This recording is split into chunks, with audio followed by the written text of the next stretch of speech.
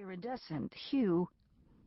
She looked like an antique figurine on ball bearings, wound up and set loose, magnificently incongruous upon the modern streets. Her house stood at the corner, that Greek revival house with 6 columns and a stucco front and a frieze above the columns featuring all the signs of the zodiac. "I am a Scorpio," Miss Iona liked to announce. "Creature of earth and fire." Once, Miss Iona's house had been at the outskirts of town, but now it stood smack in the middle of Speed. People said it was a shame to let a house like that run down. In the summer you couldn't see the front of her house from the sidewalk because of the live oaks and the camellias and the wisteria and all the vines, but anybody could look in during the winter, or even now, in early spring, and see that the paint was peeling from the frieze and the porch had begun to crumble. Strangers threw icy cups on the lawn. A row of parking meters had been installed on the block, and everything in general had grown much too close to everything else. When Miss Iona grew up in that house, she could sit on the front porch for hours and not see a living soul. Right out in the country it had been, surrounded by trees and fields, but the town had crawled toward it inexorably, tastelessly. First came the filling stations, with their strings of plastic pennants and their giveaway silverware. Then came the truck stops, Earl's, and the House O' Good Eats. And finally, irreparably, the sidewalk. Miss Iona used to hope that a raging fire, or some similar holocaust of appropriate intensity, would come to destroy Earl's and the House O' Good Eats. But after the sidewalk was built, she gave up. A sidewalk is most difficult to destroy. Miss Iona walked to work in every weather. She didn't have to work, but she wanted to. She always had. It was her vocation. Going now along her usual route, she passed first by the block of dentists' and doctors' offices and small stores. Some of the stores had been carved from large houses like her own, and in these cases the rest of the house was usually used for storage space. The Broadway House of Beauty stood on the corner at the end of this block, and every time she saw it, Miss Iona nearly died. It was pink and green, for one thing, and years ago it had been the home of Robert and Eugenia Shepherd right after their marriage, and before Eugenia was seized with the vapors and died. Eugenia, the delicate cousin. In the next block, Miss Iona passed along a row of newer buildings with dollar stores and clothing shops on the ground floor, insurance agencies and other offices 1 story up. In the center of the block was a store specializing in prosthetic devices. Miss Iona had never glanced into its window, and she never would. Prosthetic devices were vulgar. The last block was the one along the square, which used to be all that there was to Speed. And she passed the old bank and the hardware store with a clock out front, and then she reached the tiny messenger office itself, wedged in between the laundry and the family shop. Many people spoke to Miss Iona. Sometimes she inclined her head in reply, but more often she did not. Speed was growing fast. People were walking faster in the square. Something new was going on, and Miss Iona knew it. She climbed the steps to the office, waving first to deaf and dumb Will, who sat at the lineotype machine on the first floor.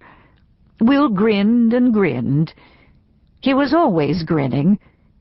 He had been at the messenger almost as long as Miss Iona herself, ever since her father had sent him to the special school, and he thought she was a grand lady.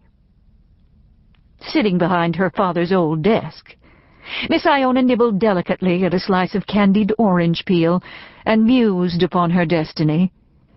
She saw herself as the custodian of beauty and truth in Speed, the champion of the pure and good. As society and ladies' editor of the Weekly Messenger, she controlled the public life of Speed. She announced the births of babies in her column, Hello There. She wrote all the obituaries.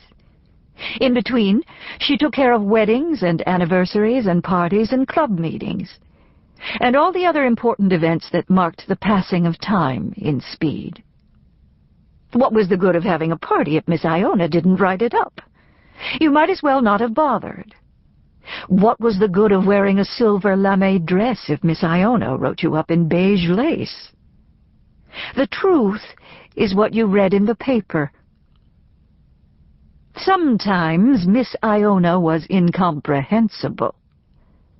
Once she put Grecian urns of bougainvillea in every home and at every wedding for months on end. Sometimes she draped everyone in mink, regardless of the season. She decorated tables to suit her fancy, and put pot-de-soie slippers on whom she chose. Owing to these penchants, Miss Iona was a figure of much controversy in Speed. In the women's pages of the paper, everything was elegant. Brides came down the aisle arrayed in beauty and grace and light, and sometimes their dresses weren't mentioned at all, so that if you wanted to sit down on your sofa at home and read the paper and review the whole thing in your mind's eye, you had a hard time with nothing but beauty and light to go on.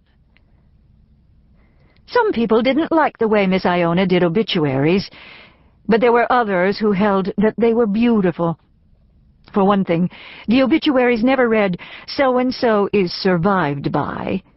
They read, "Left in sorrow to mourn the passing of their beloved R." And there were many other differences between the style of the obituaries in, say, the Mobile paper and the Speed Messenger. Miss Iona was exactly as old as the paper. She had become ladies' editor when her father was the publisher, and she herself was a young girl all those years ago. Now her father was dead, his successor had retired, and there was this new editor, this progressive young man who was active in all the civic doings of the town. His name was Manly Neighbors, and it was a surprise to all of Speed that he kept her on. But Manly Neighbors was still a young man, and he had been taught to respect his elders. Besides, there was a gentleman's agreement in the past. So he kept her on, and often he didn't even attempt to edit her copy. Her copy was beyond him, and beyond hope, from Manly Neighbors' point of view. He wrote his pages, and she wrote her pages, and that was that.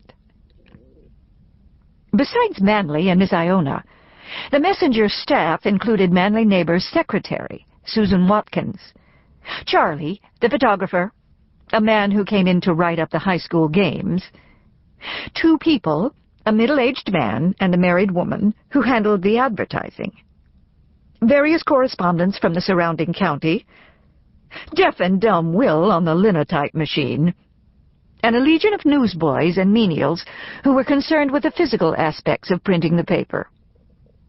Miss Iona held herself quite aloof from menials and physical aspects.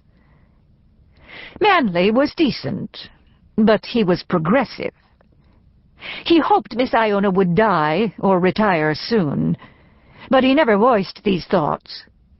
For Speed was changing, and Manly couldn't ignore the changes either. Rows of little brick houses popped up in the lots outside town where the pecan groves had been. The Greeley mansion had been made into a library, and the Bobo house had been torn down. A big neon Pepsi sign, as big as any sign in Mobile, threw its varying red light down onto the marble Confederate major in the square's center, making him blush pink all through the night. Everywhere you looked,